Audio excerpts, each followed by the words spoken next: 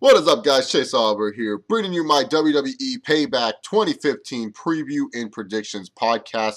I am not alone. As always, with me, Ace the Wrestling Nut. Ace, how's it going, buddy? It's going pretty good. It's not bad. Yes, Okay. and with us as well, making his YWC return.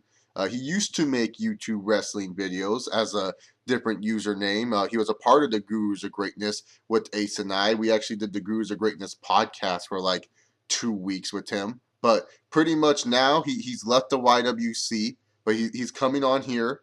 He I don't know if he's still runs it, but he runs a call show called FCW, which is awesome. So go check it out. He does live streams on Twitch. We've mentioned him before here on the podcast. It's my boy Justin, otherwise known as JDVenom. Justin, how's it going? It's going good, and that was quite the build-up. I mean, I feel like I'm going to a Hall of Fame or something. It's fantastic. I love it. Yeah, great. I'm glad you feel like that. You're like our Kevin Nash right now. You're your lead inductee. Yeah, but my quad's still pulling pretty good. So. Alrighty, guys. So we got WWE Payback 2015 coming around the corner, and really, this is what I have to say. Let's talk about something else before we talk about Payback 2015. Something that is relevant to professional wrestling because ESPN had one of their little E60 things. And the last time they did an E60 on a wrestler, it was Scott Hall. And that shit was depressing as fuck, seeing what happened to Scott Hall, aka Razor Ramon. So now they made a new one called Behind the Curtain. Now, Justin and I, we watched Behind the Curtain. Ace did not. And Justin, what was your thoughts on Behind the Curtain? Well, I thought it was a good overview on how professional wrestling nowadays, or at least WWE wise, on how you break in. Showed everything it needed to. Good packages of the actual performance center and the three headline stories with forgetting names out. Xavier Woods, Idiot Rose, Adam Rose, and Corey Graves. CM Punk Jr. CM Punk Jr. Corey Graves. Corey Graves. There you go, Corey Graves. But yeah, I thought it was decent, and it did what it needed to do, and took it seriously, and showed that wrestling nowadays is different from back in the 80s and 90s. I honestly wish that what they should have done is say screw Corey Graves and Xavier Woods, because no offense, Xavier Woods, they only put him in this documentary because he's getting a PhD. Let's just be real here. Yeah, even Michael Cole said it best. Oh, yeah, we should keep him around because he's getting a PhD. Like, don't get me wrong, getting a PhD, that is fucking awesome. Good on you, Xavier Woods. But still, that's the only reason why he's in this documentary. And Corey Graves, I'm sorry, man. Like, he just came off so bad in this documentary. Like, I know a lot of people were Corey Graves fans before he got injured and retired from the ring.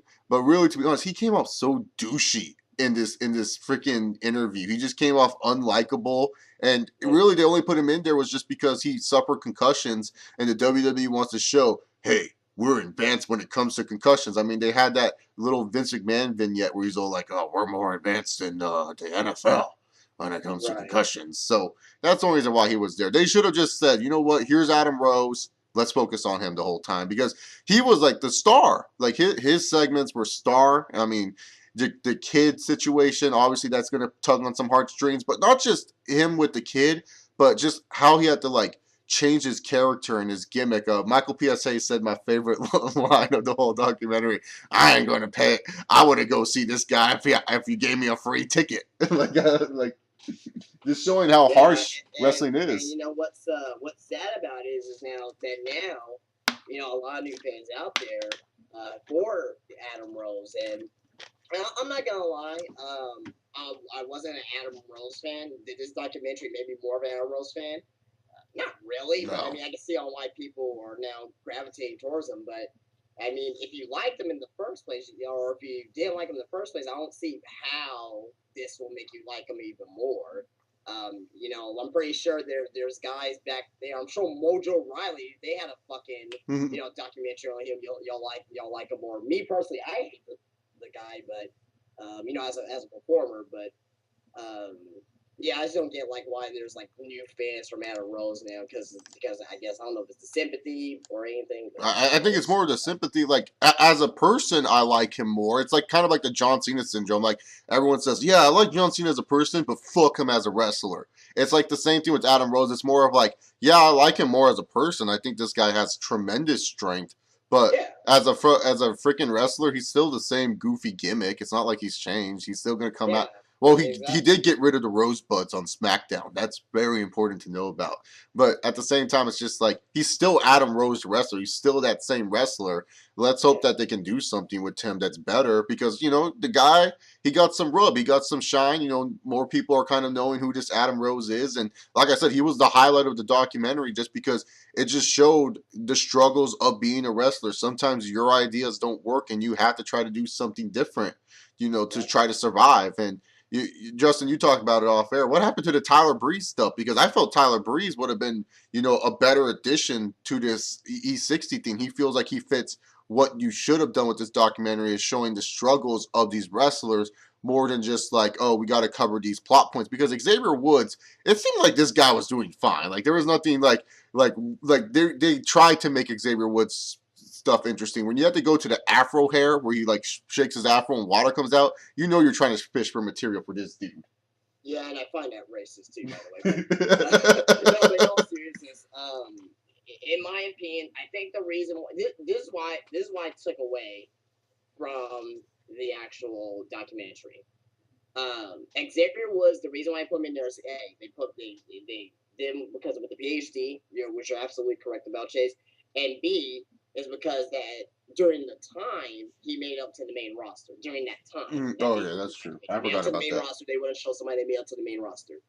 Okay, Adam Rose, his whole kid, that was sad and everything, and with him having struggled with the gimmick. Okay, so they're showing people that has a struggle. And Corey Graves is LOL concussions. We're on ESPN. Let's talk about concussions, pretty much. Mm-hmm. And Tyler Breeze, I mean, I can't really say on why Tyler Breeze was in there. He in the trailer he says, ever since I was 8 years old, 9 years old, I always wanted to be a wrestler. I always wanted to do this. I thought he would have had a good story. So, in my opinion, it probably sort of was that boring. You know, Yeah, that's just my opinion. Probably the story was just so boring that that ESPN cut out a lot of, or his whole entire segment. yeah, because But it seemed like that Tyler Breeze was going to be, focus of it. Because like right, he does have an interesting story. Because for people who don't remember, Tyler Breeze, before he became the Tyler Breeze character, he was like some jobber on FCW. He was literally like the exactly, FCW jobber, and he was just losing all the time on down there in that developmental. And then like when NXT arrived, he didn't show up until like way later in NXT. He was still like nothing. He didn't show up until like first I think it's the episode where they crowned the first ever women's champion. That's like the episode he debuted. So it right. took a while for Tyler Breeze to, become this character that, sadly is stuck in NXT. I think that this guy should be on the main roster, but hey, it is what it is. But yeah, I just feel bad for Tyler Breeze because every time I feel like Tyler Breeze is supposed to get that opportunity, something just comes and pushes him away and says, "No, Tyler Breeze, you can't get that." The only way that Tyler Breeze is gonna go up to the main roster, and I think he may go up to the main roster eventually, because you can always tell who's the focus on NXT. Like the way that they talk about certain wrestlers, like obviously Kevin Owens, like, oh, the future, he's gonna be a future WWE champion. They don't talk about that like that with Tyler Breeze. Um, and I really think that the only way that Ty Breeze can get on the main roster is if, we have the power of social media and no one really does it in a positive way. Fucking tweet at WWE, tweet at Vince McMahon, tweet at William Regal and Triple H, and, guys who are important there in NXT, and let them know, say, hey, we want to see Tyler Breeze, win the NXT championship. We want to see Tyler Breeze on our main roster. You know, the fans. Remember, at the end of the day, it's the fans who makes the wrestlers. It's the fans, who makes the champions. Well, let's see if that's really true. We're gonna put WWE's money where their mouth is, and see, if we create a campaign, for getting Child Breeze on the main roster as soon as possible. Who knows? Uh, That's my opinion, though. yeah. Acers, what are your thoughts of what we've been talking about with this E60? So like you were saying, I didn't actually watch the E60, but when I was thinking about the names that you were talking about and who they highlighted and who they showed, what I don't get is why they wouldn't highlight the people. Well, I guess they did in a way, but like the way, like the big stars from NXT, like I mean, someone like Seth Rollins, who right now is the champion, who was the first NXT champion, like Adrian Neville for the last year. It's been all about him. I guess Sami Zayn wasn't in it. You didn't mention him. No, But he like, wasn't featured at all. I was surprised Sami Zayn wasn't featured at all. I figured they would get Sami Zayn's sounded dumbass in there. I think it's because they said it was 2 years ago. If Oh, I okay, 2 years remember. ago.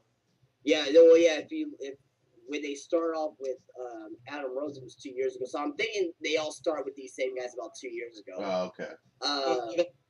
Yeah. So Sami Zayn wasn't there yet, and the biggest guys down there at the time, maybe Dallas possibly, and I think Dallas. That would have been yeah, cool. like he could talk about like how his family is in wrestling. I think that would have been a good part.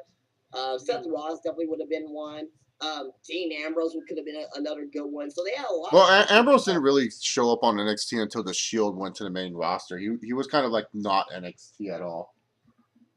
Yeah, but he was in FCW too. Yeah, so. he was in FCW. Yeah. Yeah, so I mean, they could have done something, but I don't know. It's I mean, they picked the four guys that they well, three guys in this particular circumstance. It was the three guys that they picked. All three guys, honestly, they're not important in WWE right now. Okay, I guess you could say the most important one is Xavier Woods, but we're gonna talk about that in a little. Well, we're gonna talk about a little bit in the tag team match on how Xavier Woods is not being utilized as actually a proper wrestler. Yeah, he's just kind of there to be a glorified manager.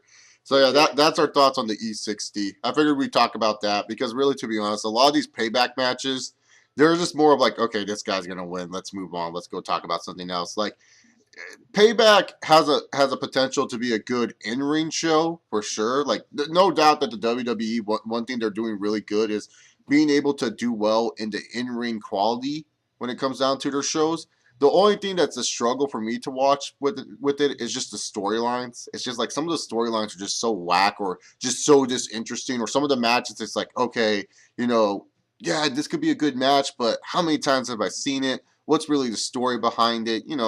That type of deal. So now we will get into our official Payback 2015 predictions. We got the pre-show that's on the YouTube, the WWE Network. They're going to plug it on the WWE Network, on the WWE Network. That makes no sense to me. How come they keep plugging the WWE Network on the pre-shows when it's only on YouTube? It's not like it's anywhere else. It's like, you got to get the network. It's like, no, I'm already have the network. I'm already paying my $9.99. I'm not like these cheapskates who make new emails and get fake credit cards for their free month. Okay, I pay my hard-earned money to watch your product. You don't need to freaking convince me to stay. If I wanted to leave, I would have left already, but I didn't. So on the pre-show, we have the meta powers of Curtis Axel and Macho Mandow taking on the Ascension, Connor and Victor. Acers, what are your thoughts on this? Now, I know a lot of people are going to be kind of upset at what they're doing with Sandow coming off of that great stuff with Miz, and a lot of people thought this was going to be his platform to go do something huge now, go do something new. But I don't know. I really this is fucking hilarious. When I didn't know about this until just recently because I haven't been watching too many Raws. It's just life happens, it gets busy, and so. But I heard about recently the stuff going on between them, and I looked it up. And after I heard what they were doing with the Macho Man thing, I made sure to go back and watch every segment that Axel and Sandow have been in for the past 4 weeks or whatever. And to me, it's really funny. I kind of want them to go with it for a little while, because I mean, where Sandow's coming from too with this whole character is I'm just here to entertain and here to have fun. In a way, it doesn't make him look just like he's just impersonating. Mm-hmm. It makes it look like this guy really cares about wrestling. Macho Man's one of the most famous characters in WWE history. and so he's paying homage to him and kind of giving all the fans a shout out, and it's just fun. Like, it's just fun stuff to watch. It's nice to just be able to laugh and just have a good time and watch a match and just be like, word up. So like, I'm loving it. I still don't like the Ascension. Like, they're whatever. They're like, I don't care about the Ascension, but like, I really like this Meta Powers. This is hilarious stuff to me. So No, I'm gonna that's say what just win. Sando's having They fun. keep this going. What's up? Sando's having fun. That's all that matters. It's like if he's having fun doing it. I mean, really, to be honest, if like I don't get why people are mad at this. I mean, he impersonated the Miz, who you guys hate like tenfold. Like the Miz is probably the most hated dude when it comes down to wrestlers. Like if you ask any IWC people, name your most hated wrestlers. I'm pretty sure the Miz is in everyone's like top 5 of most hated wrestlers when it comes down to like the hardcore fans. For some real odd reason, they still hate the Miz, even though he's a great character. But yeah, like his job. yeah, he's just doing his job. I mean, seriously, what's wrong with Sandow being now Macho Man? I mean, isn't Macho Man a beloved character? Like, yeah, did WWE fuck up with the Miz and Mizdow feud? Absolutely, but at the end of the day, Sandow's still being featured on TV. He still has some type of role. Curtis Axelmania is still featured on TV somehow, some way. Pape Axel. Would have been big too. Who would have thought that would have been as big as it turned out? Axelmania. I loved it. That promo he cut on Cena was like the best promo he's ever cut in his life. I mean, Curtis Axel. I mean, he's a talent. So is Sandow or Mandow. Whatever you want to call him now. But I mean, with this match here, I mean, it is how Ace pointed out, it's fun. That's what wrestling's supposed to be. It's supposed to be fun. Everybody got spoiled with the Attitude Era where everything was all serious. But even then, the Attitude Era, you had fun characters, even though they were like more adult characters. I mean, you had your Balbiases, you had your sexual chocolates, but they were still fun characters overall. Mm. And, this is, now we're, in the PG era, and, it is what it is with some of the characters, but, I mean, it's fun overall, with Curtis Axel and, Macho Mandow. I mean, this match is going to be fun. They're going to be doing the Mega Powers handshake, and Curtis Axel's going to, do the Hulk up. Mandow's going to do the Macho Man elbow and the twirl of the finger, which is going to be great. And as far as the Ascension is concerned, they could go to hell because I don't fucking like them. And I always say this to Chase. Connor and Victor, that's not... You got a team name called the Ascension, and their fucking names is Connor and Victor. Like you might as well name the fucking pussy and fucking cunt. Like, I mean, it's horrible. How come they can't be names like Spike and fucking Blade or some shit? I mean, I know that's a little bit of, a little bit cartoonish, but still, like, it's way better than Connor and Victor. But yeah, anyway, yeah, fuck that match. Or fuck the Ascension that match, rather. Yeah, no, it's like, I think the match is going to be fun. Like, it's definitely going to be a fun watch. Exactly. I'm afraid the Ascension might go over here, but I hope the Meta Powers go over because, like I said, Sandow's having fun. He's portraying a wrestler that you guys pejoratively like more. Axel's actually an entertaining character. I'd rather have those two win and have more tag teams like this in the tag team division than more boring, brooding tag teams like the Ascension. So I hope the Meta Powers win, but I'm predicting the Ascension. Yeah. Great. Acers, what is your prediction? I'm gonna take the Meta Powers. Actually, I feel like, I don't know, at this point in time, I mean, people have been saying this for a while now, and you always get glimmers of hope. But I think if they keep going the way they're going, the tag team division could start to look half decent. Like, there's a lot of like different kind of teams on there right now, and I mean, you just got the Lucha Dragons up, you got New Day, Kid and Cesaro. If they, even the Ascension, like, it's someone you can just throw into a fatal 4-way table match or whatever whenever you want to do it. And the Meta Powers, like, this could be hilarious. Who knows? This could catch on like wildfire, and they could be tag champs one day. I mean, Miz and Mizdow became tag champs. Like, there's just, I think if it keeps going this way, like, the tag division could look a lot better than it's been in recent years. But once again, we've said that before, and look what's happened. Well, I mean, it's still better than what it was, in my opinion. So, I mean, so they're trying with tag teams. I mean, they're doing tag team names. You got the Incision, you got the Meta Powers, the New Day. You know, what I mean, it's not fucking. What was it? What was a tag team a couple years ago that was just it was just their names. It wasn't actual tag team. I mean, I can't think of one right now off the top of my head. Trey and Cesaro are currently just their names.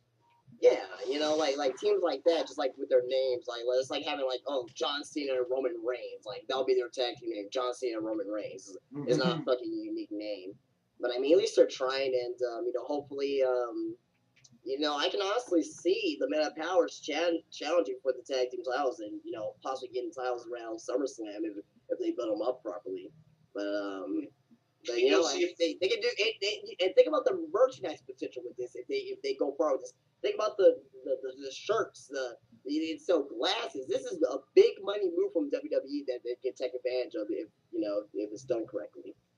All goes well, and fans react to it, and yeah, it's booked correctly. It's not done like all gimmicky and stupidly. And, yeah, but no, it's be good. It can turn out well. So let's hope that the Meta Powers do well because they're entertaining and they are fun. But you know what's not entertaining and fun? Bray Wyatt versus fucking Ryback. What the hell is this shit? No. Just no. These two should not be feuding. This is garbage. I'm sorry. Who in WWE thought this was a good idea? Hey, Ryback, who we haven't done shit with months? Let's have him feud with Bray Wyatt, who rarely wins matches. What are you doing? These guys should be feuding against bigger stars, people that we actually care about. Bray Wyatt should be feuding with Randy Orton right now, and Ryback, well, I love the big guy. The big guy's one of my favorite wrestlers, but Ryback should be doing something else. He should be on a build-up. He should maybe trying to win that vacated IC title or something. I don't know. Well, why are they having Bray Wyatt and Ryback wrestle? What does this feud do for either guy? We all know how this is going to end. It's either going to end in some stupid DQ, because they always have stupid endings with Bray Wyatt matches, or Bray Wyatt's just going to put over Ryback, and then he's going to go on, cut his mumble-jumble promos, be like, I'm the new face of fear, I'm going to beat you, I'm super strong, no one's better than me, whole world in my hands, I'm Bray Wyatt, and all this other stuff. I don't care who wins. Whoever wins, it's a lose-lose situation. Both these guys deserve better. It sucks that these guys are feuding right now. This would make sense if Ryback was a former world champion and Bray Wyatt was going after him. Fine. But here's the problem. Ryback is not a former world champion. Ryback is just Ryback. It's disgusting. I hate it. Whoever wins, good on you. You won. But I'm not making a prediction. I'm in protest for this match. Nope. Well, I'll make a quick prediction, and I'm saying Bray Wyatt's going to win. But here's the thing, and everybody says this, but if I was booking this, if I had the main powers, the writing powers in WWE, this feud would not happen.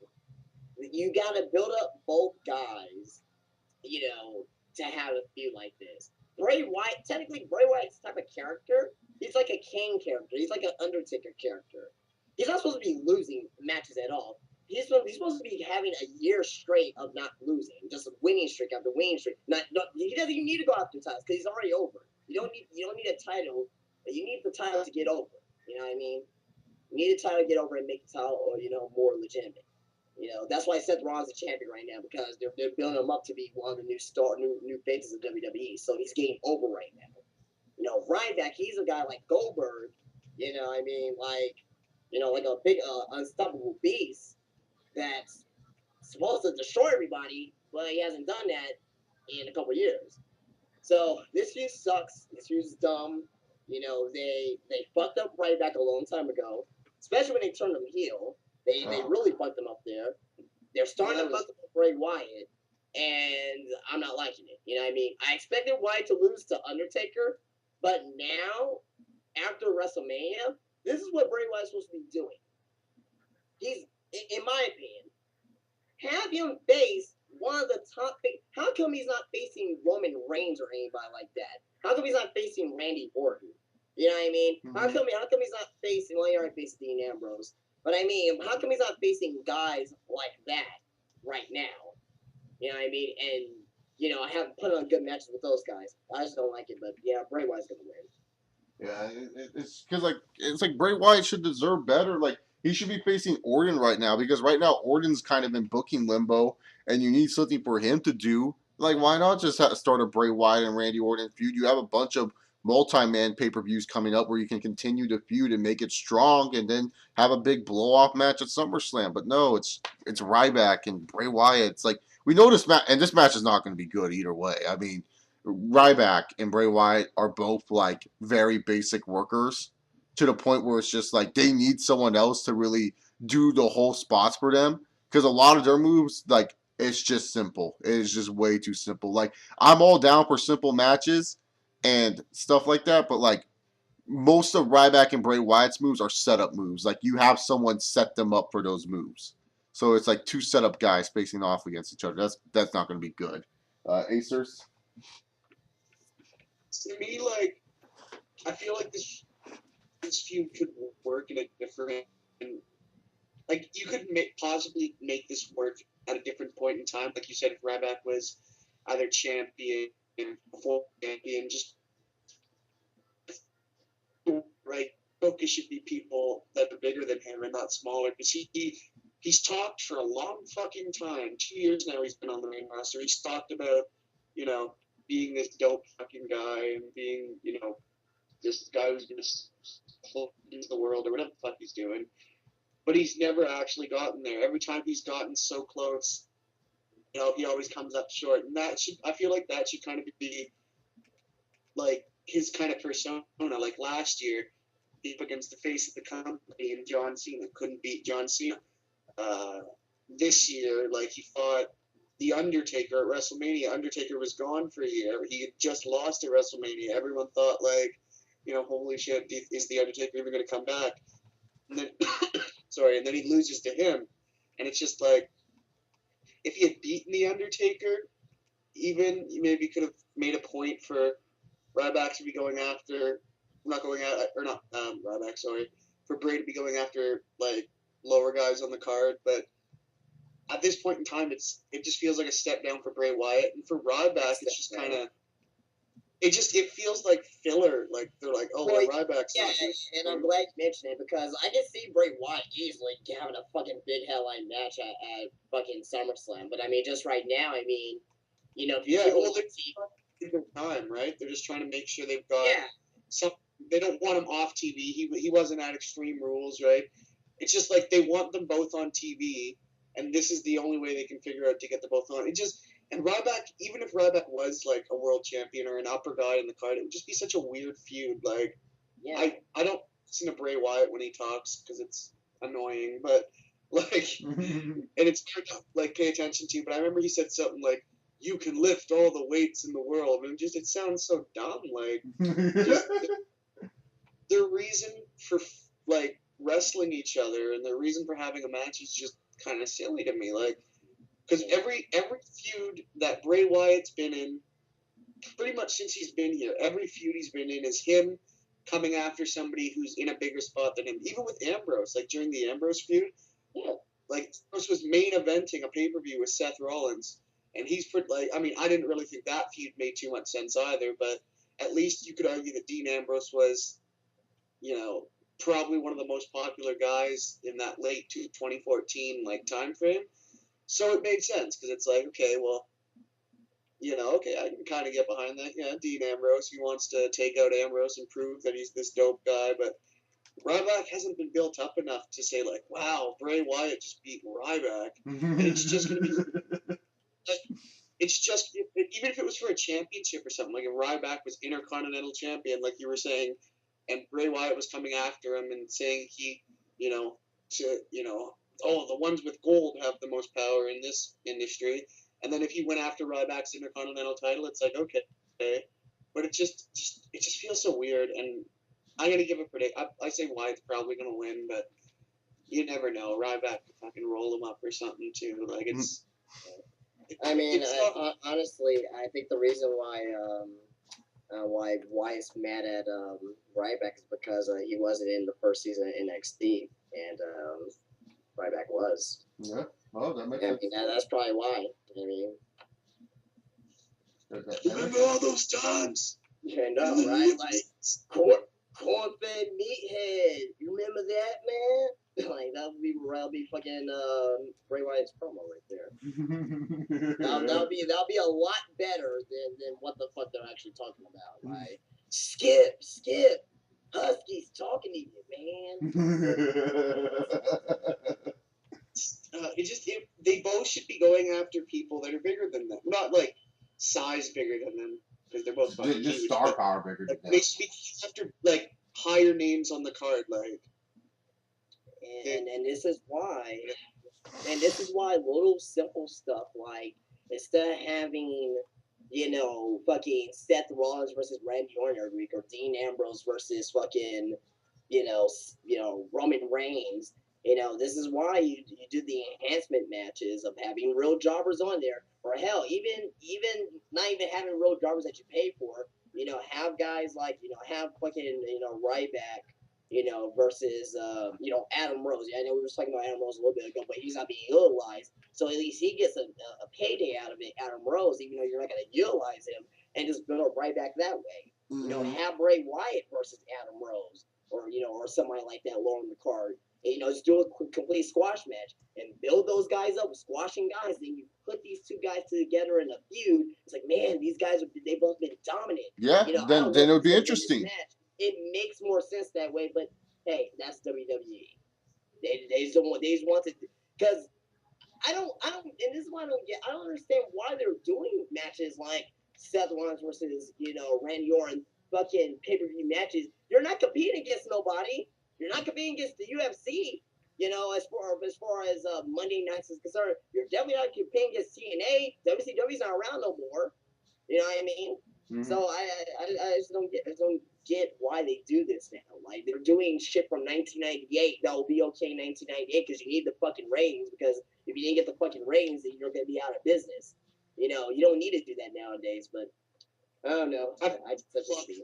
Just be like, because Raw ratings are obviously a lot lower than they used to be, but I feel like they can push the network all they want, but they still need people to watch Raw too, just for like USA's sake, just for all their sponsorship, well, not sponsorships, but like their ads and stuff that they run, for all of them to justify putting the money into that. It's like, okay, well, we need to make sure a lot of people are watching. Yeah, but Ace, it's like it's been at this 3.8 for like ever now. It's not like it's not like it's going to change just because it's like, oh, there's more jobber matches. I mean, it's been like at this area for a while now. Like Brock Lesnar, when he was doing jobber matches against like Hardcore Holly and Spike Dudley and shit, SmackDown was still at a 2.9. Okay, so it's not like just because like they do jobber matches, people are going to just turn off the TV. I mean, Ryback was doing jobber matches and they were still at like a high rating every week. I mean, people remember the jobbers Ryback beat. 2 is better than 1. Yeah, exactly. I mean, it's not gonna be memorable or anything like that. But I mean, at least it's gonna build their dominance as a character, as a wrestler over. You know what I mean? I mean, it's kind of like and I may just sound like I'm maybe too old school, but I mean, you used to have fucking Mr. Perfect on fucking Superstars. That you used to have fucking, well, you probably didn't see Hulk Hogan now and then, but let's say you see the Ultimate Warrior, then they'll build those two guys up for a Saturday night's main event, and when the match actually happens, you really truly don't believe who's going to win the match, because both guys have good potential winning the match. Yeah. But, I mean, it's a different time now, and, it is what it is for that. But, yeah. Yeah, all right. So Ryback and Bray Wyatt, we're done talking about that. Naomi and Tamina versus the Bella Twins. I don't know why the Bella Twins are all of a sudden baby faces, but who the fuck cares? Bellas, because they hate Naomi. I'm not gonna spend a lot of time on this. I'm gonna go with Naomi and Tamina just because Tamina just came back. It'll be stupid for them to lose. Oh, that gives me even more of a reason to believe that they're gonna lose now. Yeah, true. For me, I didn't even know Tamina was back until I looked up the match card, like, off air with Chase. So I'm just going to say... You're just a like, yeah, Tamina coming back? What the fuck? Like, what are they going to do, bash me because I didn't know Tamina was back? Yeah. No, Honestly, yeah, like Justin said, just because it would make sense for that to happen, I'm going to take the Bellas. I don't know. I feel like the Bellas have got can pull a lot of. My thought process there. You know what? Fuck it. No. The Bellas are not going to win me, or Naomi or Tamina. It's going to be a fucking disqualification. You watch. That's going to be your DQ of the night right there. One of them, at least. I can see that. Yeah, I like she just goes bat shit or something and just. Wait, is she still like that crazy like fucking character when she came back or what? How did she come back even? Like, what did she just attack someone or? Wait, who?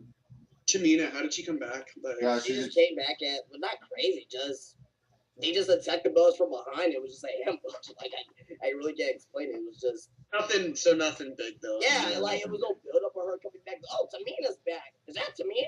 Yeah, it's Tamina. And like the only yeah, it's Tamina. Yeah, and the only thing that they said on why she came back, which makes sense because she's related to Naomi's husband. Like, nah, whatever. I guess that makes sense. Everybody's related to The Rock too. So. Hey Justin, did you know I'm related to The Rock somehow? I just found that out today. I don't know, but one of my pubic hairs told me that they're related to The Rock. Get the fuck out. Well, just that makes sense. That's good. But yeah. Ace. Wait, so how did Tamina come back? Oh, what, are they gonna bash me because they didn't know how Tamina came back? I don't care. Like, whatever. Fuck. I don't have time to watch all this shit. It's 3 hours, man. Like, it's 3 fucking hours every week. That's a lot of fucking. I don't think people realize how much fucking time that is.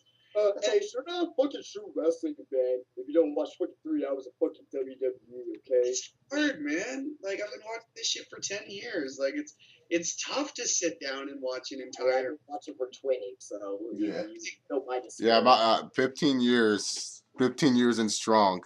All right, then. So yeah, we've talked too much about Tamina return already. Dolph Ziggler and Sheamus once again are wrestling. Whippy, yay, Sheamus, Ziggler. You know it's gonna be an okay match. Ziggler won at the last pay-per-view, so Sheamus is gonna win this one, and that's all I gotta say. See, I don't know why they go from a gimmick match to like a normal match. I mean, the gimmick was stupid, but I don't know why they go from a gimmick match to just a regular. Fuck, I don't want to talk about it either. You're trying to make sense. I mean, I love Ziggler. I mean, if anybody remembers, my YouTube channel that I used to talk about Ziggler all the time. I love Ziggler. Still love Ziggler. Still my favorite. But Sheamus, he's gonna win this match. I mean, and he asks me all the time, if I'm entertained. Well, I don't know about this match, but I mean, it's gonna be good. I mean, because Sheamus, despite anybody says, Sheamus is a good worker. Oh yeah, Sheamus can wrestle a great match. Fella, and Ziggler's Ziggler. He's always gonna be great, but Sheamus, he's gonna win. And Ziggler's is gonna, go for the Intercontinental. Well, he's gonna win the Intercontinental title again. So there you go. Doesn't have nothing else to do with Ziggler. I would not want to see that. I'm sorry, I don't want to see that. Yeah, I don't want to see it either. But that's probably what's gonna happen sometime. Another pointless. It was like when he beat Luke Harper for the title at TLC. It was just what? Okay, someone beat somebody, and I think you're exactly right. I think it was Luke Harper. That lost to Ziggler, and the next night, fucking Luke Harper won it back. It was something like that. No, it was the Miz. It was the Miz. Miz and who? Ziggler beat the Miz at SummerSlam, and then the Miz just won it back the next night. What the fuck? Why would you even change titles? It was kind of like when Wade Barrett did it lost it to the Miz at WrestleMania 29, and they won it back the next night. And speaking of Bad News Barrett, potentially one of the matches of the night, King Barrett. He's dropped the Bad News gimmick. He's now running with the King gimmick because that's mandatory when you win the King of the Ring. It's taking on one of my favorites since coming to, he's always been one of my favorites, minus his theme song. I think this kid has great potential. The new sensation, the man that gravity forgot, Neville. And let me just say this. I don't think there's any good feud behind this. The storyline that they're trying to go with is Neville's trying to get revenge from King of the Ring. Cool. But all I know is that this is going to be a good match. because Neville and Barrett have this weird fucking chemistry where it's just like I can watch these two just go at it. Like I tweeted it on Twitter, and I'm being dead serious here. The King of the Ring show that the WWE put on was possibly one of my favorite like non pay per view events that they have put on in quite some time. I sat down for that hour and I was actually entertained. I was like, Jesus fucking Christ. Like, and NXT, I know a lot of people are gonna be like, what about NXT, Chase? Like, okay, look, NXT has like a lot of the same matches over and over again throughout the weeks. You know what I'm saying? No, it's not. It's different. Kevin always, yeah. But that King of the Ring event, that was possibly one of my favorite wrestling events in the WWE for quite some time. And I just sat there and I watched the show. I had no complaints. Even when Barrett won, when I didn't want him to win, I wasn't sitting there like, God, that's stupid. I was like, I liked it. I liked what they did though. Like when Neville came out and he was selling the injury from the match before, that's when I fell in love. I was like, that's booking. That's great. Oh my God. Like, oh, and I just know that this match is going to be good. The storyline's kind of whatever. In true fashion, when you win big shit in the WWE, you're supposed to lose. I hope Barrett wins though, because if you're gonna make him the king and everything, you kind of have to go all the way with him. You have to keep on building up on this high momentum you have with him. Afterward, it seemed like Barrett may just go back to Intercontinental title hell. It's time for you guys to like push it. It's time for you to start making Barrett seem like a big deal, and hopefully he doesn't break his shoulder or tear an ACL or do ever something else to his fucked up body, and he ends up, freaking becoming a world champ soon. Because I'm not the biggest Barrett fan, but dude, this guy, he's worked hard. His body looks fucking phenomenal. Like this dude's been working out at the gym. He's a good talker. Not the best wrestler, but he can wrestle a good match with almost anyone on the roster. It's about time that you start pushing him too hard, like to the moon. Just push him to the moon as soon as possible, because right now you have something going with him. Neville, his time will come, but the way they're using Neville, he's probably one of the best young stars that they booked in quite some time, because this guy is actually going out and doing shit. Most of the time when they book young stars, the thing that fails them is that they don't really do shit with them. They just kind of like just do weird things with them, goofy things that just make no sense. Like the last time they had a really good young star was Bo Dallas, but then they fucked him up. But right now, Neville, he's just doing shit. Because even with Bray Wyatt, let's just be real here. Bray Wyatt, after feuding with Kane, what the fuck did he do? He didn't do shit until he feuded with Cena. That's when people started to care about Wyatt again. So Neville, they've been doing a really good job with him. And I just hope they keep on improving. I only like this match because I know the match is going to be good in the ring. These two can tell a really good story and just have really good chemistry. So I'm excited for this matchup, and I think it could be the match of the night. But there's another match that could rival it for sure. Yeah, King Barrett and Neville. I mean, I'm fans of both definitely. As far as Barrett, I always thought he had potential. WWE is kind of giving him the ball now, and I kind of wish that they kind of went back to the old style King of the Ring. Well, they only did it a couple times, but if you win the King of the Ring, you get a world title match at SummerSlam. So, but they can't do it now because we're fucking 3 months away. Anything can happen in 3 months. And also because Brock Lesnar is still employed, and I'm sorry, no one gives a shit about like King Barrett versus Seth Rollins when Brock Lesnar's gonna be back. No, I know what you mean, but I'm just saying that it'll just make it more intriguing. Yeah, to do something 100%. Probably next year if they do something like that. But yeah, Barrett, he's deserved it. He deserves his opportunity. And Neville, he's a good wrestler. I think Neville's gonna be probably the guy to start like. Well, they already done it already, like with Daniel Bryan and Seth Rollins already. But I think he's gonna be like the guy to start like a new trend in WWE as like the smaller wrestler that could be a big star.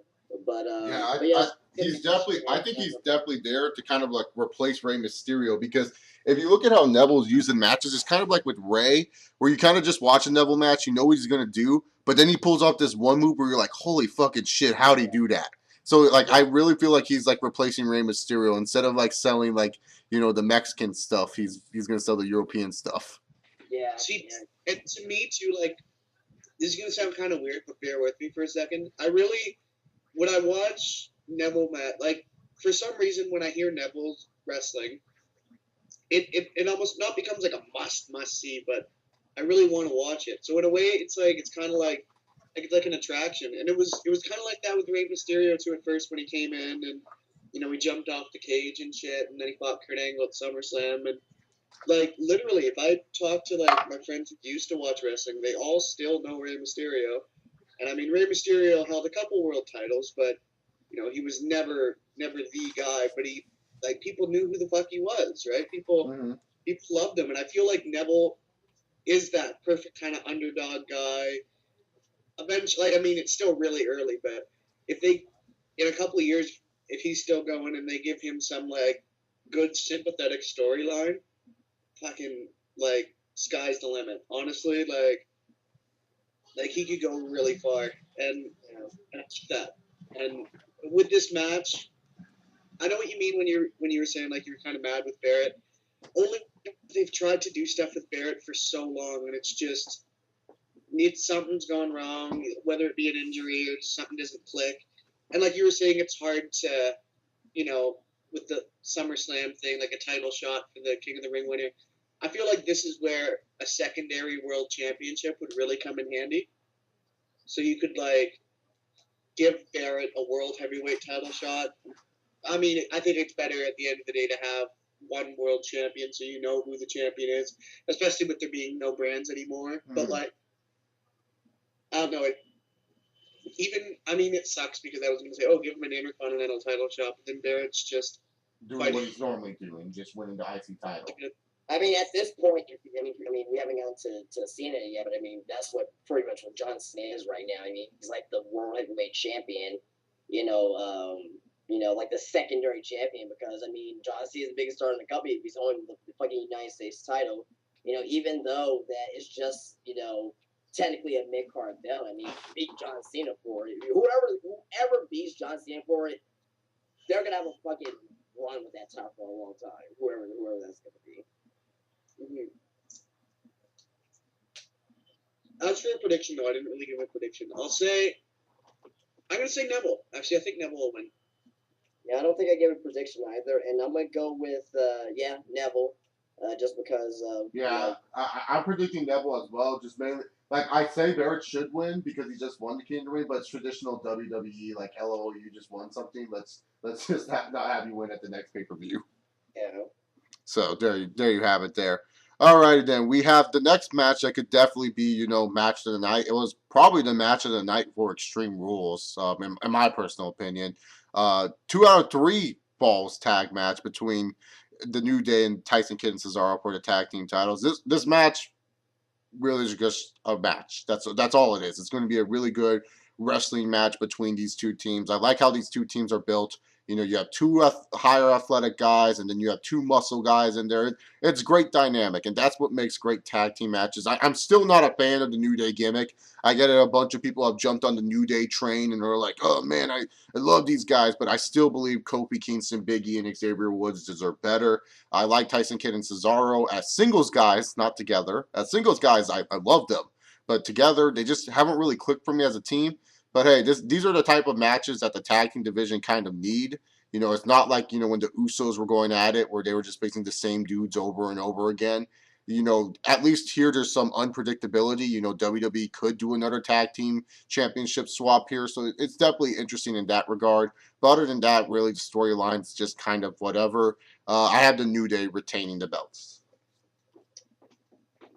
Yeah, Ace, you want to go first? Sure, yeah, I'll go first for this one.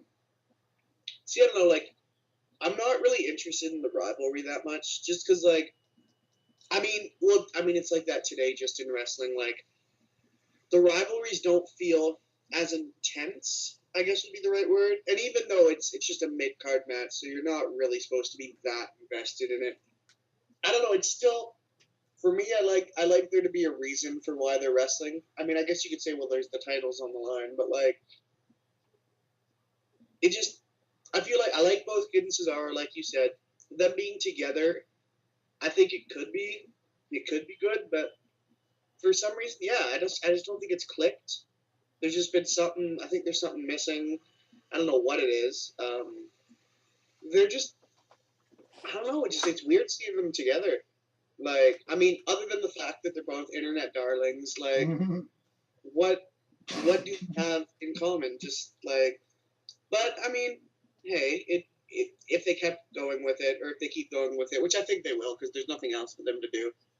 I mean, it could be good, and yeah, no, like I mean, like you said, the match will be good. It's just gonna be a good match, you know, like that's it. It's just gonna be a good match, and it's kind of sad because you know it's just frustrating talking about because nobody's gonna do shit after this. They're just gonna keep doing that. The only one, and it's so sad to think where Cesaro was like at this point last year, like being with Heyman, and everyone was like, "Man, he's with Heyman. This could actually be good." And then they just shat all over it, and Brock Lesnar came back, and it was like, "Oh right, yeah, fuck Cesaro." And so, but I mean, that's getting off track. Back to the match. They could switch it back and forth. I don't think they will. I think New Day will just retain, and it'll be something a little fucky to win the match. Yeah. I mean, this match is gonna be great. This is gonna be phenomenal. You know, storyline. There's not really a storyline to it, but I mean, you know, if they had a storyline to it, it'd be a lot better. But I mean, I guess my only complaint about this is that you know, match is gonna be great, blah blah blah. But my only beef is with the New Day.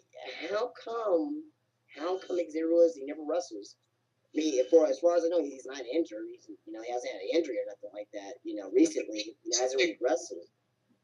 I mean, I thought they were going to do this like Freebird rules, you know, and you know, if you guys don't know what Freebird rules is that you know anybody from the stable, you can wrestle in a match for the tag team titles, you know.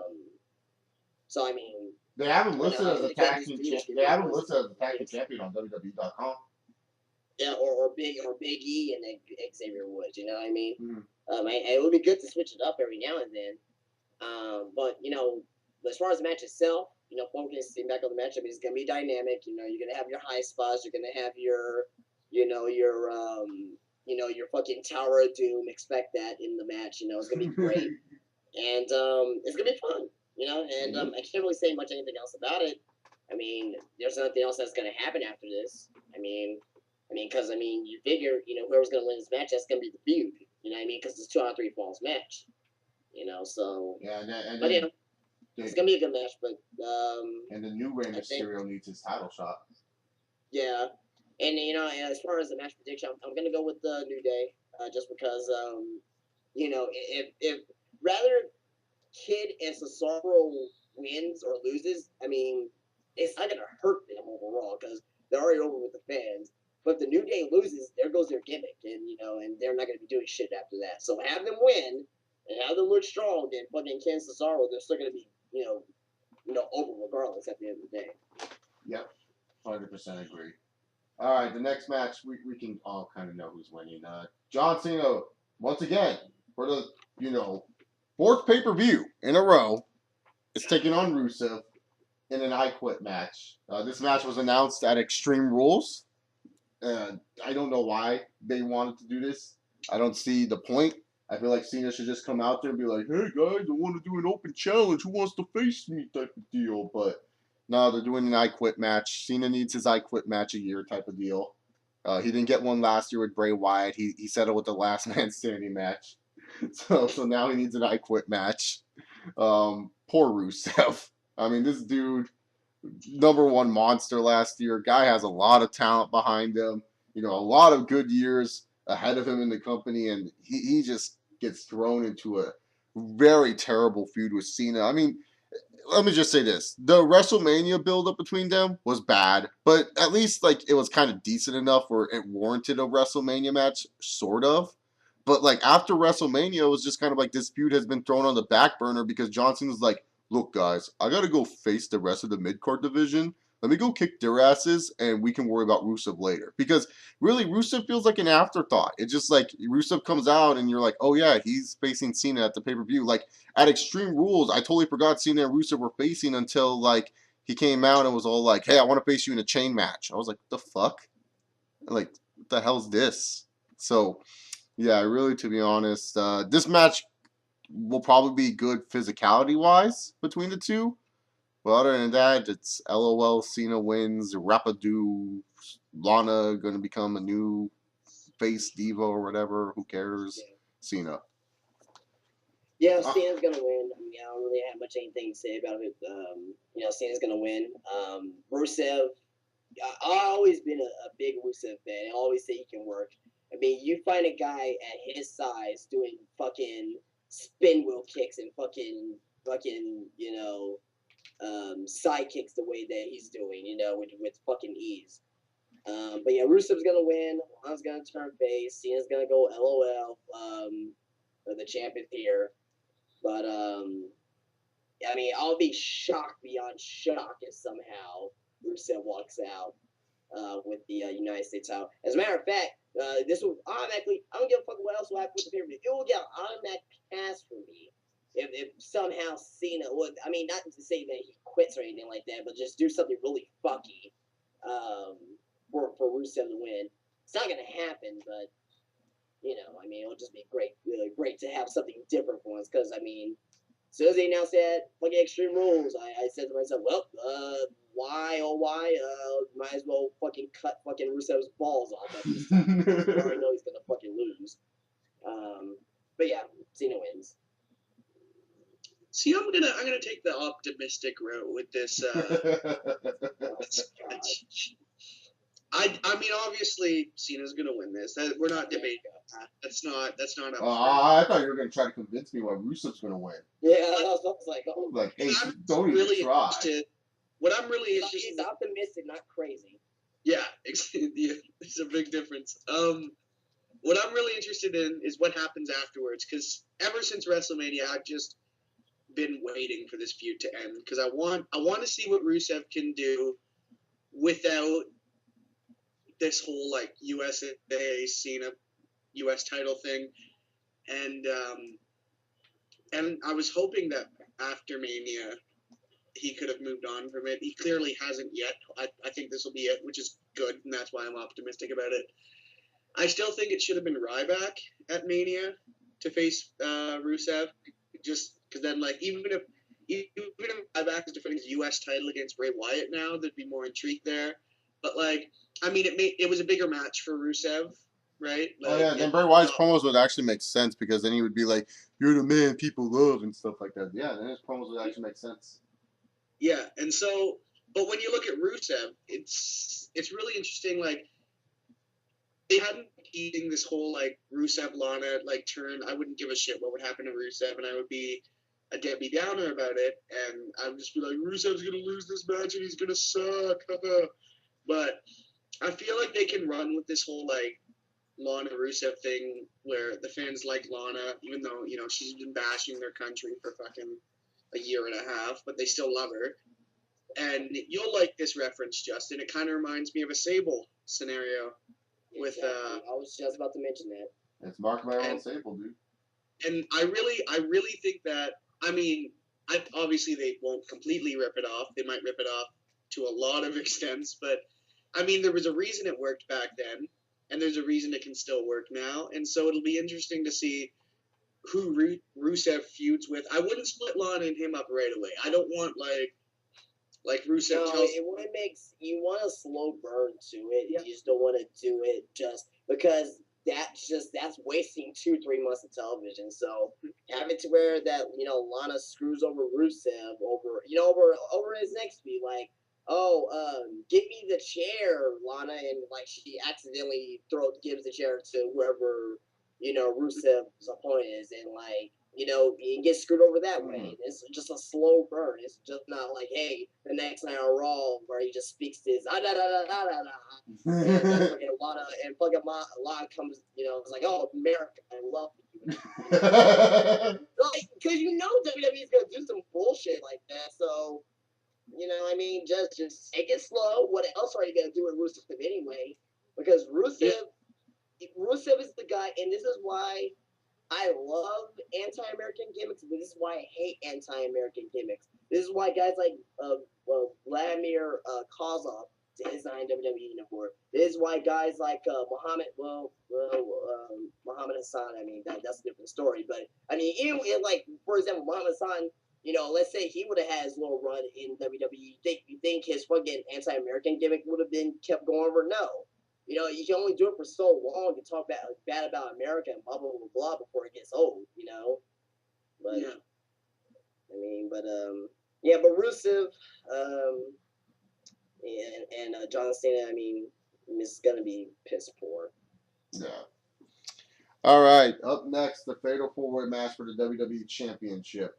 We have the champion Seth Rollins defending against Roman Reigns, Dean Ambrose, and Randall Keith Orton.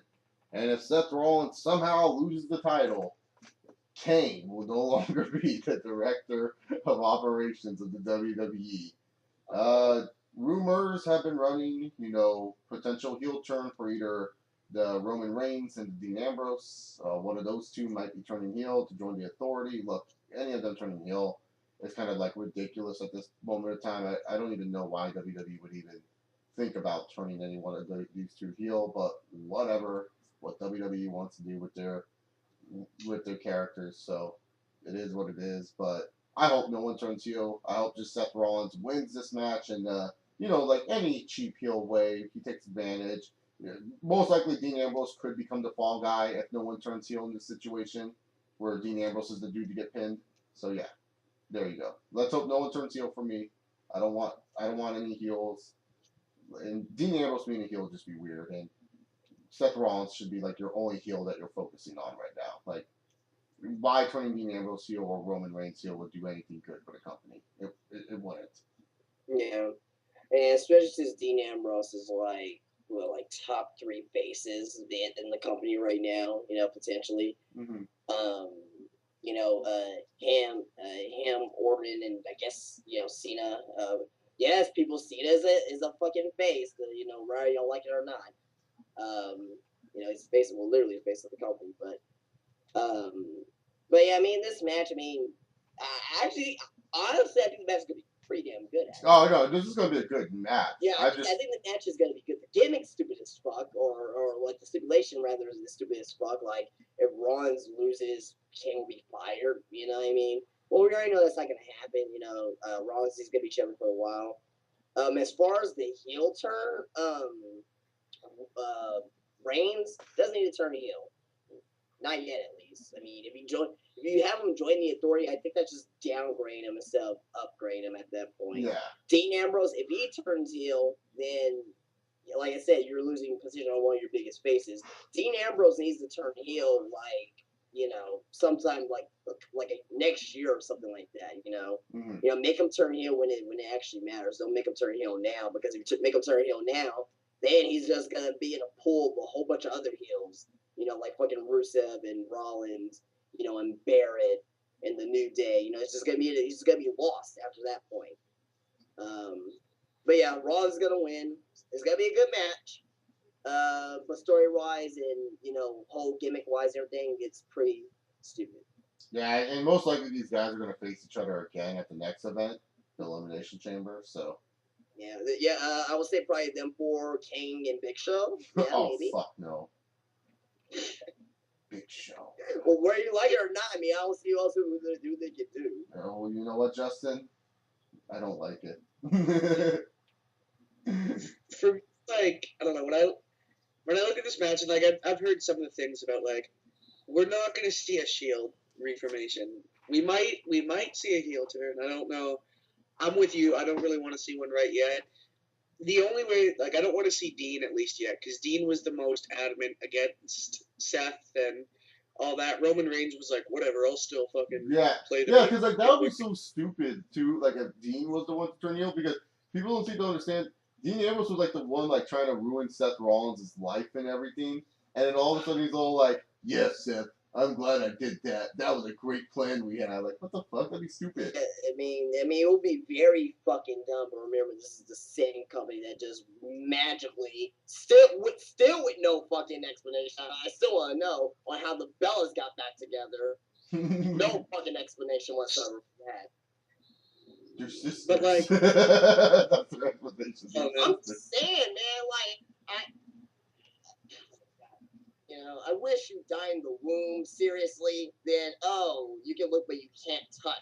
out together again. Like, what the fuck?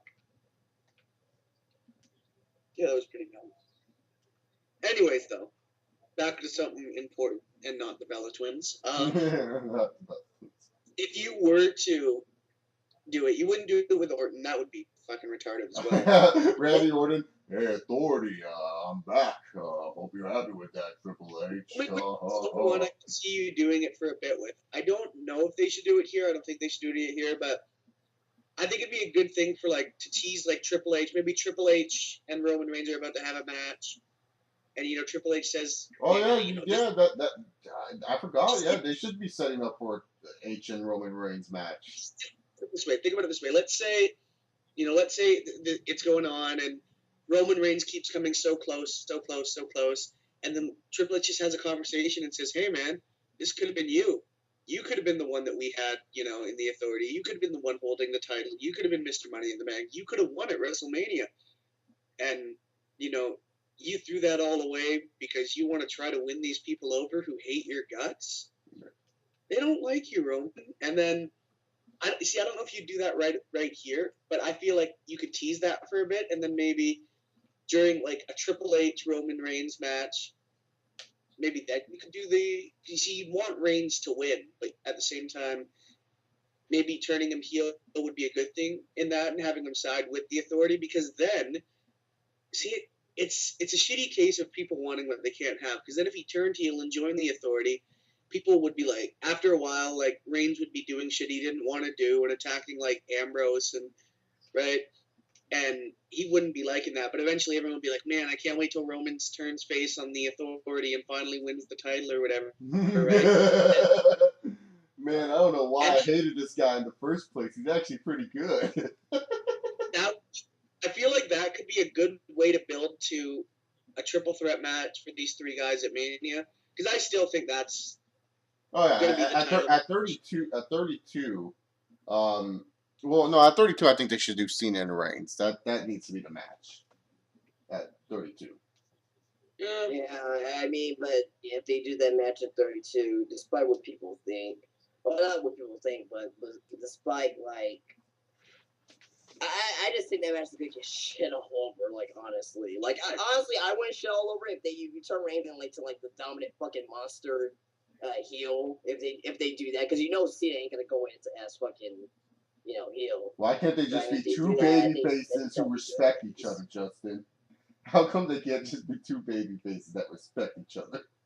Oh my god. Well, yeah, it's gonna do they're gonna do the Ultimate Challenge in fucking 2016. The Ultimate Challenge. Like fucking just have Roman Reigns be the US champion, fucking Cena, the WWE champion or whatnot, then just title for title. God, and I'll be there for that too. Oh God, no, never mind. That'd be great though. I would like to. I think we can all agree that Seth's winning tonight, or not tonight, but on Sunday. Yeah, definitely. Yeah, Seth Rollins is winning. Because they're obviously building for what I think is like a terrible SummerSlam match between Brock Lesnar and Seth Rollins. I think it'll actually be pretty funny. I don't know if Lesnar is going to win the belt. I don't think he's going to win the belt, but that match is going to be fucking hilarious. Because, I mean, this is where, like I was saying, I go back to enjoying just being a fan.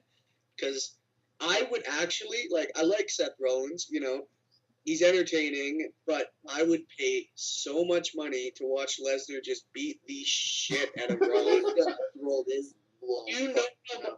How hype that would be? Just, fucking, 20 German suplexes in a row, F5ing J&J Security.